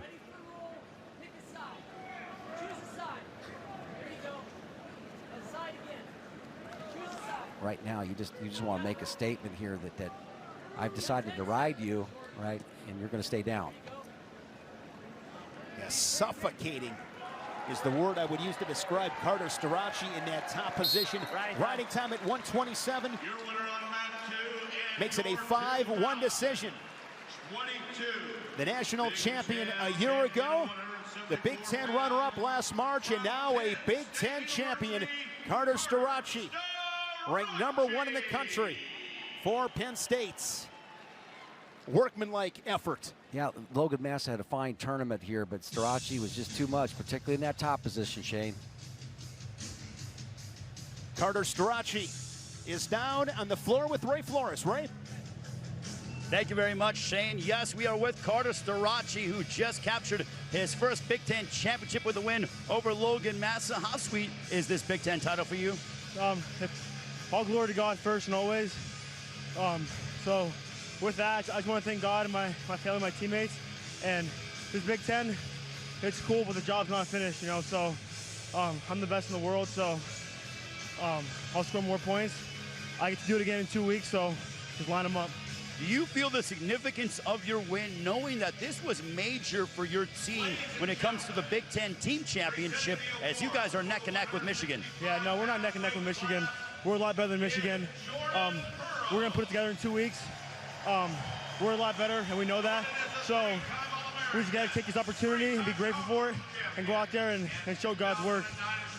All right, congratulations on your first Big Ten title. Thank you, I appreciate it. Have a good one. Well, get ready for this one. 184 pounds, number 1 versus number 2 seeds. Aaron Brooks undefeated at 16-0. Myles Amine 16-1. His lone loss was to Aaron Brooks. That was in the duel, 3-1. That match was fantastic. You take a look at the flashback here. There's such a battle between these two guys. Amine made a huge commitment to his shot, but those heavy hips of Aaron Brooks really made it difficult here for the bronze medalist here to go ahead and get that takedown here, but it was a close match. I expect another one like that. And if you're talking about this team race, making it what it needs to be, right down to the end here, this is really where Michigan has to shine right here with Myles Amine. It's all put on him, and they got to try to win one here. I can't think that he wouldn't want it that way. Myles Amine wants this on him. Give me the ball, he says, and he's got it right now because he wins this. They go up by 5.5 points with only 2 weight classes left. It's a big, big moment for Myles Amine and Aaron Brooks. And then you just need a little bit of help. You know, you need a little help at 197 here from maybe Eric Schultz at Nebraska, and then you're going to need the help from, obviously, your big guys, Rucky, and maybe... Taking another glance at the team score, Michigan by the skin of their teeth up on Penn State, but if Penn State wins this match, Brooks will vault the Nittany Lions ahead of the Wolverines. These two on a collision course. Aaron Brooks defeating Taylor Vinn 7-2. Myles Amine over Caleb Romero, doubling up the Buckeye 4-2. And looking forward to this matchup, highly anticipated. Aaron Brooks wrestling for his 3rd Big Ten title. Reigning national champion at the weight class. Collision of Big Ten champions. Amine was the Big Ten champ at 197 last year. He's wrestled at 174. Center. 197 and now down to 184. Inside trip from Amine. Oh, and Brooks stayed out of it there. How did he do that? Incredible. Cat-like balance here. And Brooks is, the tempo of this match has automatically changed. The first 30 seconds of it has been both guys going at it hard. Heavy collar ties here by Brooks. And he's, again, taking territory really aggressively. I think the last match, they kind of stood out in front of each other a little bit. No score. And I'm not saying we're not going to get back to that point, but in the first 30 seconds here, these guys got after it. I'm just in disbelief, Jim, as how Brooks did not go down on that inside trip from Amine. Yeah, kept his balance. Of course, he's got that wide square stance. Constantly takes those short steps there, follows through with that underhook, shelves that ankle up there on the high side. He stepped around the far side. Airtight on his technique as far as his finishes go. That's what he's known for. Now roll through situation, and no control. Brooks is danger. Identified. He's going to try to get heavy on that left leg. If you're Amine, you got to be careful. Neutral danger. Neutral danger, but he did get back. Now he's got a leg, and then can he get great in the elevation? Scramble on the edge. Yeah, both these guys love to get in wrestling position. They get in it, and they figure out how to score. No control. You know what? One guy's thinking about getting to neutral. The other guy's thinking about scoring. Number 2, Green. And Brooks Green, you got with control. a takedown leads it 2-0.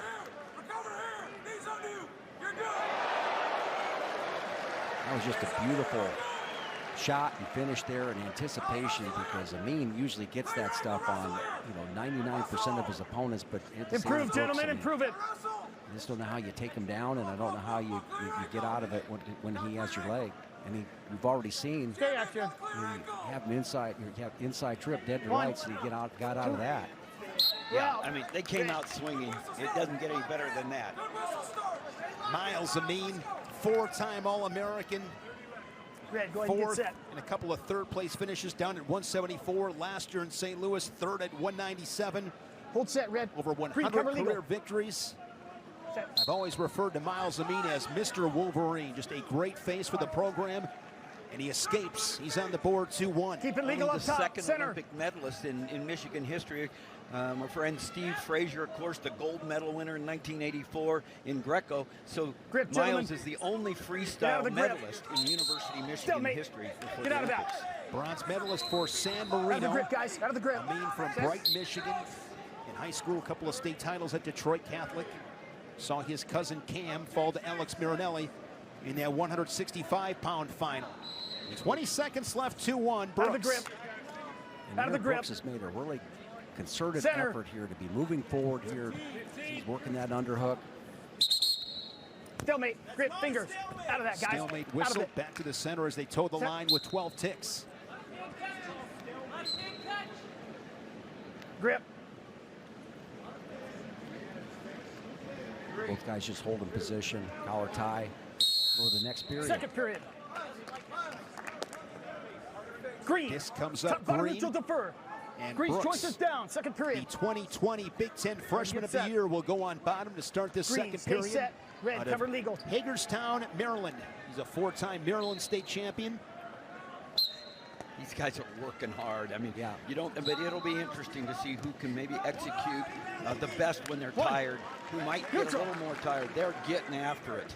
Out of the grip. Shane, we did that Out match, of it, but gentlemen. it seems like the effort level of Brooks is 20-30% higher than it was in that first match. Yeah, he's working hard right here. Quick escape.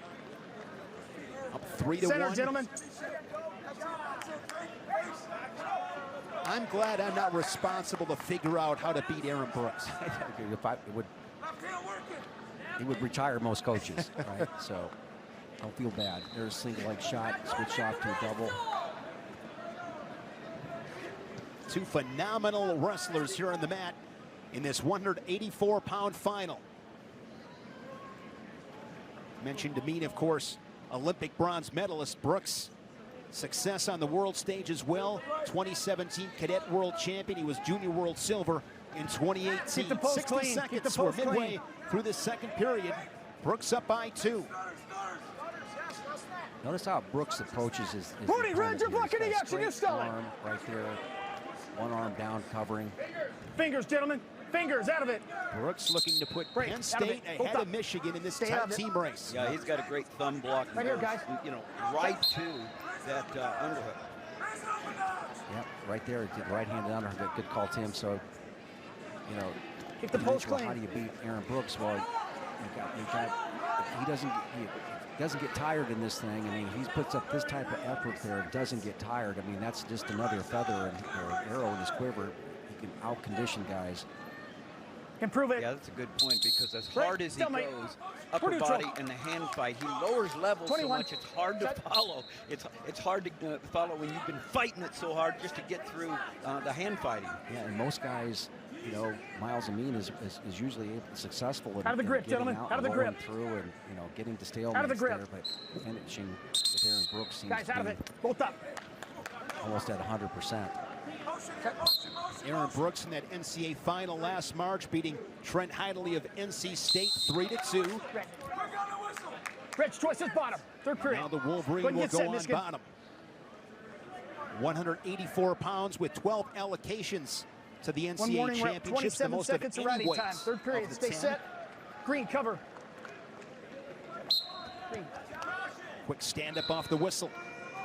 Still green. Brooks not One, committed we're to the neutral. right there. Center. Good job by Amine. So this match is still within range. 3-2. When I look for Amine's offense, I'd like to see him what he does normally, but right there on that leg again, anticipating it is Brooks.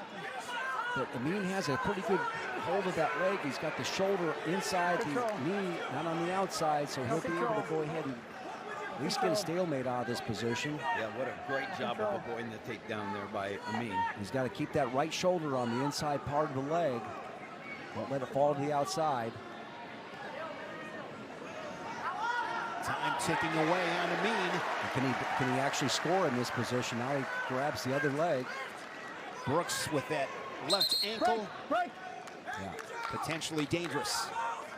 You know, Myles' go-to shot is the right leg of Brooks. Brooks will keep that leg back. or square. So there it is. There's the shot. He gets to it. Again, those heavy hips of Brooks. Now, what's the adjustment that Amine's going to make? He looks like he's got a pretty good grip that will be difficult to break. So much pressure, though, crashing down. Probably going to get a stalemate. There it is. These exchanges are important for Amine. He's giving himself a chance, and there's still lots of time left. I mean, he's got to get in and go, but the more exchanges he can make, the better the opportunity for him. He's got to beat Brooks to the trigger. Correct me if I'm wrong. The only way to take down Brooks is to finish pretty much immediately. Yeah, that's true. Or some sort of misdirection, and so he's got to make the other side of the body aware.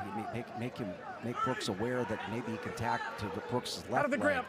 But with this short amount of time, you don't really have a lot of choices. You just got to go out and create. Create a flurry, create a scramble. There's a stall call on Brooks, his first. Oh, he went to the other side. He went to the other side. That's two. He's got it. A takedown for Amine, and the Wolverine goes up by 1 with 10 seconds left. Clinging to that leg of the Nittany Lion. And he skips away. 4-4, and we are going to sudden victory. Would you want it any other way? Yeah, he just kept pulling the trigger. He gave himself the opportunity, and he scored. Myles Amine. Now we're going to overtime. Well, he went off script. He went to the other side. Low single was there. Now creating the activity is Amine. He's got some newfound confidence. Again, this is big in this team race. Here's Amine. A takedown. The Wolverine in sudden victory. Went back to the same shot he got at the end of the third period. Low single to Brooks' left side. What a match, guys. My heart is just pumping out of my chest. Myles Amine, now a two-time Big Ten champion, and he might have just won the team title for Michigan.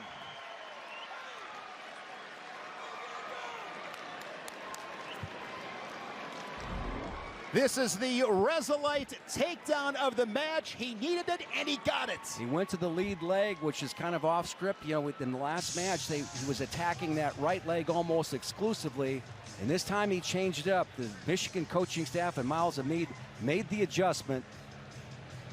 He never give up. He just kept going after it, looking for exchanges, and he gets it, and it could be huge for the Wolverines. You said it, Tim. He would not want it any other way. He answers the bell, and he's with Ray Flores. Myles Amine, the Big Ten champion, handing Aaron Brooks the first loss of the season. Myles, what an effort. Can you tell us about what this means to you? You won a bronze medal at the Olympics in Tokyo, but now you capture the Big Ten championship here. I think we ain't done yet. That's what I've been saying to myself. Remember one of the NFL guys was saying that. But that's my mentality. This is awesome in the moment, but hey, I got to wake up tomorrow. Nobody remembers the Big Ten champ. They remember the national champ. So just, I mean, what an effort by Brooks. Hats off to him. I hope we can see each other at the NCAAs. One of the better guys. I've wrestled in pushes me, deep waters. You got to learn how to swim, so. Have you thought about what this means to your team as you guys are in the hunt with Penn State for the Big Ten team championship? You know, I knew that. I peeped up at it, but tried to keep that in the back of my head, kind of on the back burner. Just focus on wrestling my match, you know. Obviously, there's big team implications, but at the end of the day, you got to do your individual job. That'll help the team, so. Myles Amine, the Big Ten champion at 184. Back to you, Shane. Thank you, Ray. What a match with Brooks and Amine. 197 pounds, tough act to follow after that battle with Amine and Brooks. Again, the top two seeds, familiar theme here at these 2022 Big Ten Championships.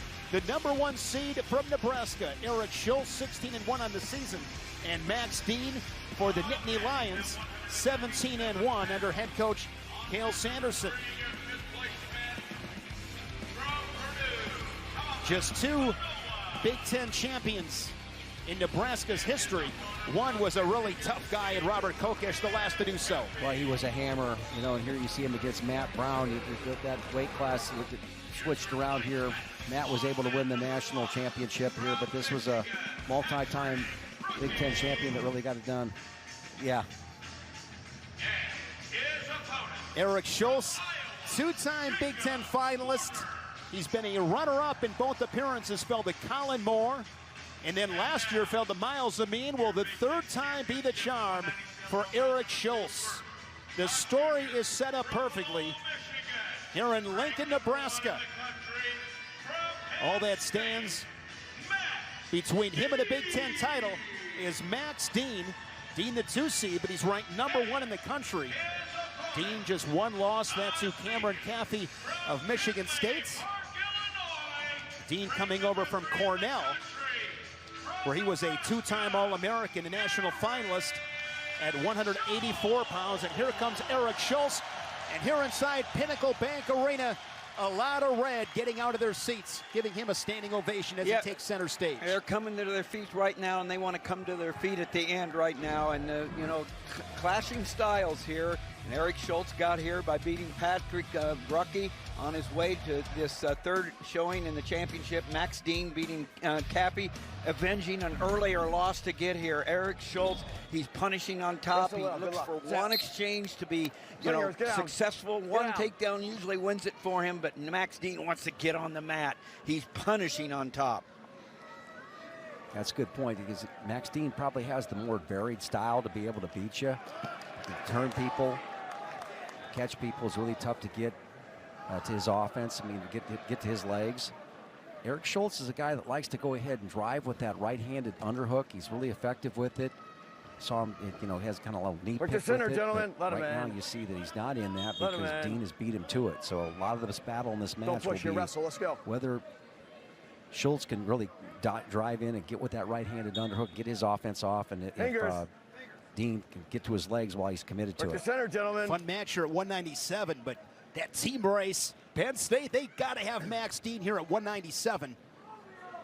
Max Dean this season had that match against Brucky, rode him the entire third period, took him down to win in sudden victory, and then inside Carver Hawkeye Arena trailed Jacob Warner going to the third period, was able to turn him late in that bow and arrow, and that was a big win in the Nittany Lions victory over Iowa on that Friday night. No score, 110 into this championship final at 197. Man, these matches have been so good. Big Ten championships, the premier conference. If you've never been to a Big Ten championships, put it tops on your bucket list. Always a great event. Well, if you're a wrestling fan, if you like watching quarterfinals and the semifinals of the NCAA tournament, you're going to see the same type of wrestling going on right there. Schultz has an underhook, working with that. Not really on the side that he likes to have it, but he likes to take territory. Work the stand, gentlemen. Come on. See Dean blocking out. Dean's skill level, I mean, has really impressed me. And we saw him at the national tournament when he was wrestling for Cornell, make it all the way to the finals and at the 184-pound weight class.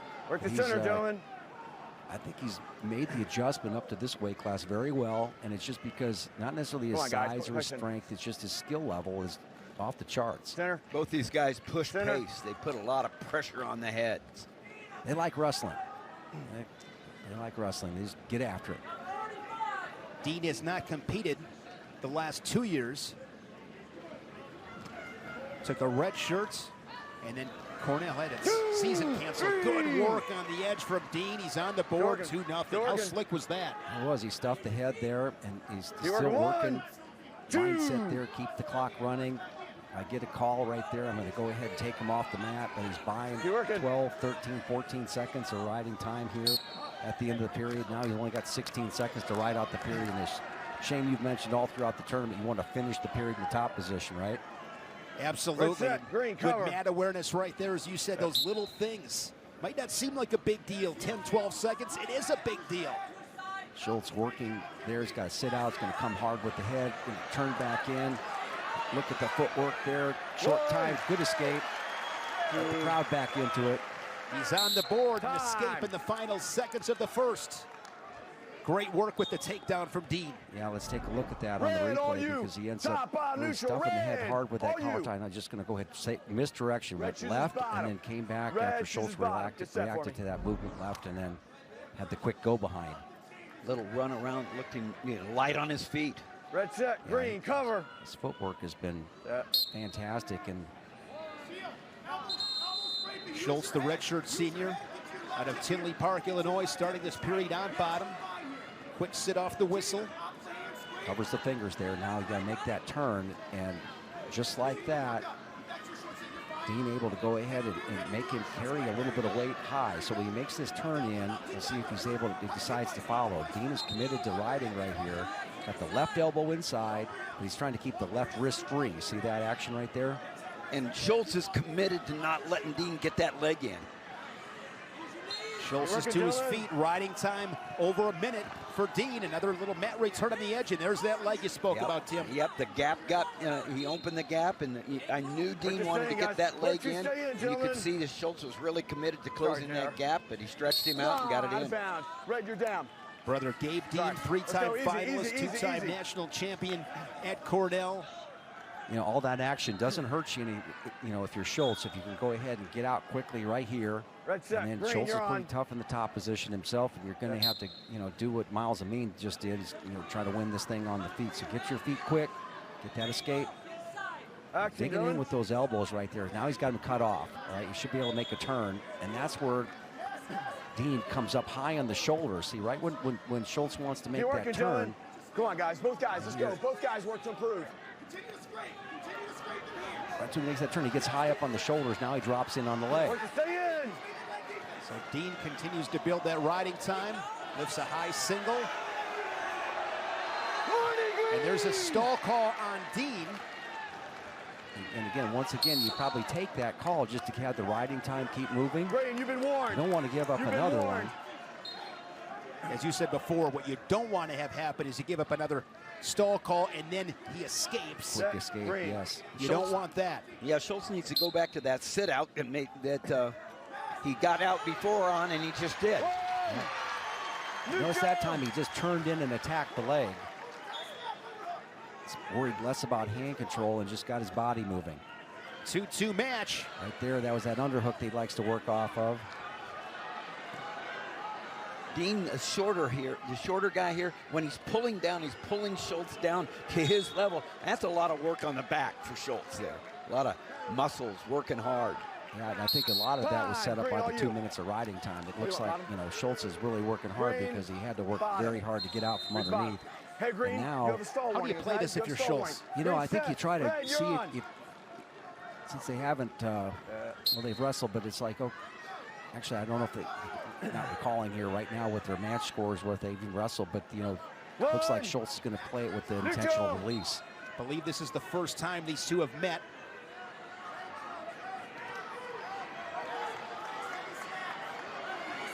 So what's Schultz looking for?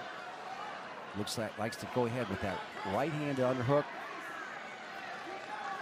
And you notice how Dean is coming inside right there. He's beating the inside part. The left arm right there is coming inside grip right there. Schultz can't get his underhook going. Plus he's naturally got that left leg back. So his right arm kind of looks a little bit lost out there. Dean close to having riding time locked up.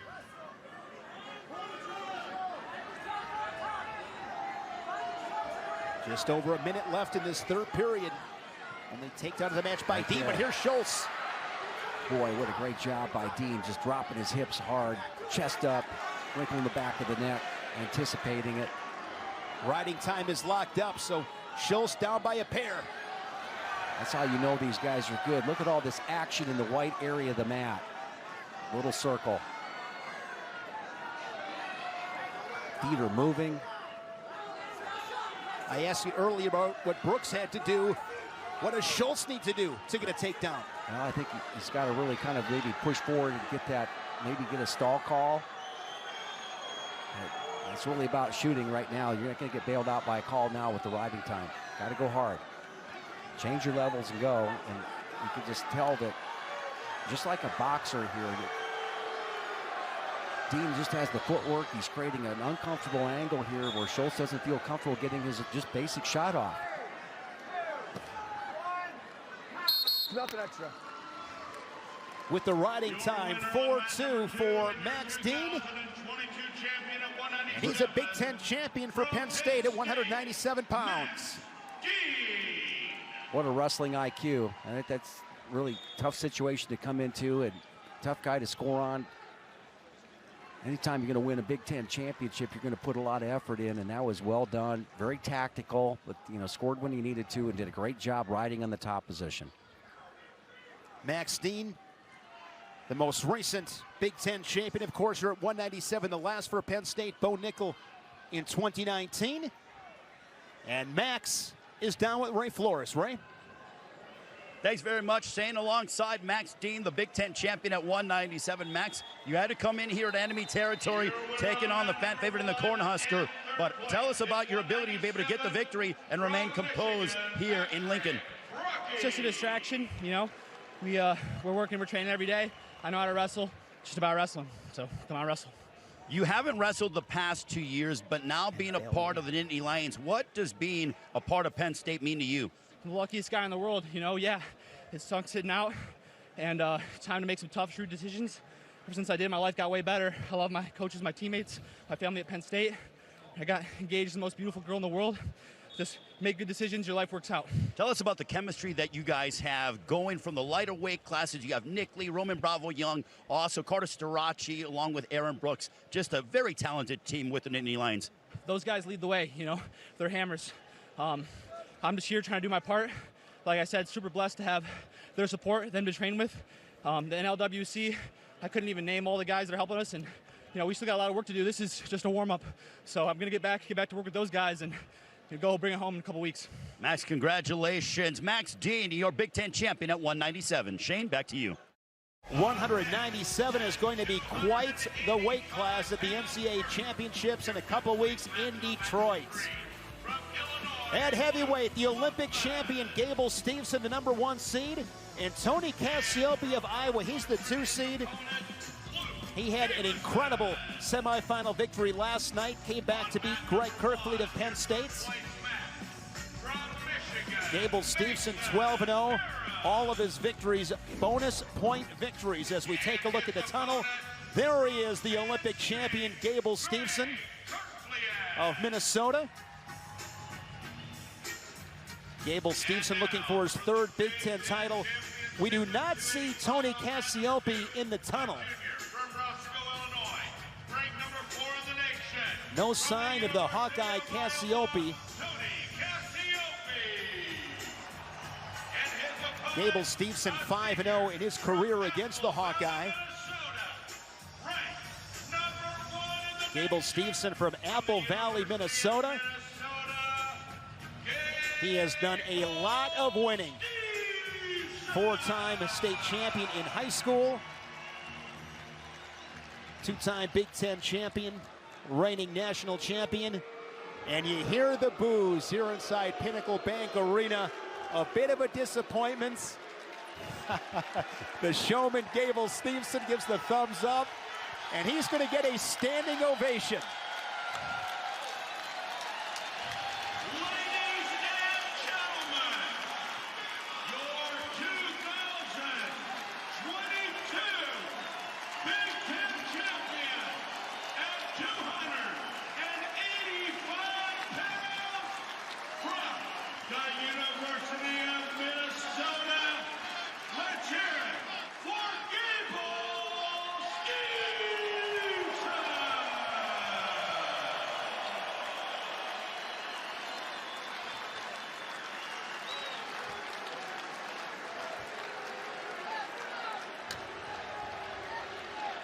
Gable Steveson with the 3 fingers up. And now he is officially a 3-time Big Ten champion. The accolades continue to build for the 21-year-old Gable Steveson. Hey, what's up, guys? So I'm hanging down here with 2022 Big Ten champion at the heavyweight weight class, my man Gable Steveson. Gable, how you doing today, bro? I'm doing great. How you doing? I'm doing well, man. So Forfeit, it's unfortunate. We really wanted to see you compete this evening. When did you find out that you weren't going to be wrestling, Tony? I found out in the hotel coming down the elevator by our coaches that Brand told Coach Bramble that he was going to wrestle. Yeah, so what are the emotions like feeling that? The emotions, you know, you come all this way to have good matches. You come all this way to wrestle a Big Ten tournament, and I feel like there's been a lot of forfeits today. I feel like there's been a lot of big matches. And I don't want to say I'm forced to have a forfeit, but I mean, it's kind of cool. Sure. So you've become the big dog. Everywhere you go, you're the show, the star of the show, and everyone wants to see you wrestle. How did it feel to get that standing ovation, even though you didn't get a chance to compete? It's real special, you know, just Minnesota fans are here, and I'm getting it on top of Nebraska and Iowa and Penn State, and everybody standing up, cheering me on. You know, it's a once-in-a-lifetime, like, thing to look back on that so many people are giving me standing O's, and I'm going out there and having a great time. Yeah, so Olympic gold medalist this summer in Tokyo, an amazing accomplishment. A lot of people were deliberating, will he come back? Will he go international? Will he go WWE? But you decided to come back and try to win another national championship for Minnesota. What went into that decision, and what are you thinking about moving forward? We're winning that decision. I just want to come back and be on the University of Minnesota team one more time. You know, I didn't want to leave an open book. I wanted to graduate school. I wanted to be that person that kids can look up to in every single point possible, not just wrestling. So when I came back, it was a whole like group decision. And going into WWE right after this is going to be a great thing. You know, it's just one path leads to another. All right, last question. We got this match. It's in the second period. The team score and the team title is on the line. It's 2-2. Who do you think is going to pull it out here? I don't know who's going to pull it out, but I feel like Mason Perry is going to pull it out. This is the bad spot for Greg Kirkfleet. Just being this 2-2 match right now is he's got to go get after it. And I feel like from wrestling both those guys, I don't know. I don't really want to comment on their match, but someone got to win. Well, we appreciate you, bro. Thanks for coming and taking a seat and hanging out with us. Back to you guys in the studio, Shane.